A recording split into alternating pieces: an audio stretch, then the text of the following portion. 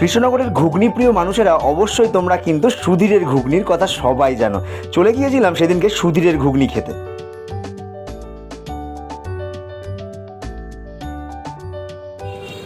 শনিবার আজকে এটা নিরামিষ ঘুগনি, পেঁয়াজ রসুন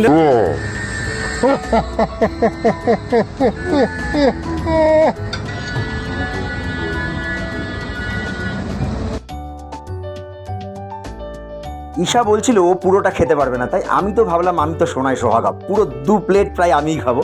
যাই হোক, তারপরে 1.5 প্লেট আমাকেই পুরোপুরি খেতে হয়েছিল।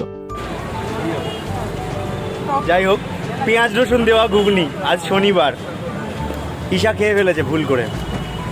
শাস্তি কি পাওয়া যায় ওর? শাস্তি কি? আবার খাওয়া